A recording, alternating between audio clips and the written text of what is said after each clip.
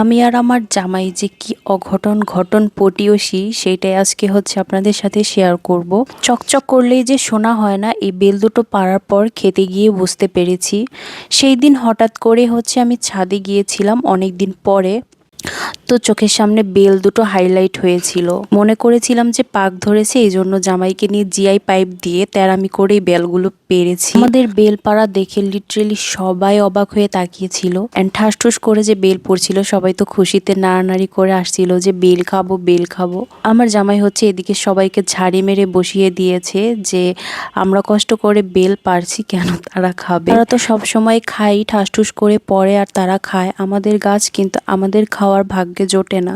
যাই হোক, একটা ভাড়াটিয়া হচ্ছে রেখে গিয়েছে পরে বেলটা, আর অনেক কষ্ট হয়েছে আমাদের দুইজনের এই বেলটা পাড়তে। গাছের মধ্যে তো লাল টুকটুকে হয়ে পেকেছিল, কিন্তু বাসায় আনার পরে খেতে গিয়ে দেখি একদমই কাঁচা। যেটা বেশি পাকা ছিল ওটা ছাদের ওপরেই বসে আমি ফাটিয়েছিলাম, এবং ওইটা হচ্ছে হালকা পরিমাণে মিষ্টি ছিল এবং একটু কষকষ লাগছিল। কিন্তু আরেকটা যেটা ছিল ওইটা একদমই টোটালি কাঁচা ছিল, একটুও খাওয়া যায়নি। এত কষ্ট করে বেল পারলাম কিন্তু ওইটা কাঁচার কারণে খেতেই পারিনি। এই জন্যই বললাম যে চকচক করলে শোনা হয় না। এত কষ্ট করে পাইপ টেনে টেনে এনেছি, এনে হচ্ছে বেলগুলোকেও কষ্ট করে পাড়া হয়েছে। এন্ড দেখুন বেলগুলোর চেহারা এত সুন্দর দেখতে, অথচ খেতে হচ্ছে কষ ছিল, কাঁচা ছিল।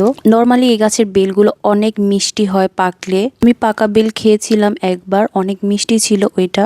আর এই যে দেখুন এখানে হচ্ছে পাকাটা আমি ফাটাচ্ছিলাম, আর এটা খেতে মোটামুটি একটু ছিল, কিন্তু এটাও কষ লেগেছে। আমরা সারাদিন এগুলাই করি বুঝছেন, আমাদের তো কোনো কাজ নাই কাম নাই, সারাদিন শুধু এইটা করি ওইটা করি, কি করি না করি নিজেরাও বুঝি না।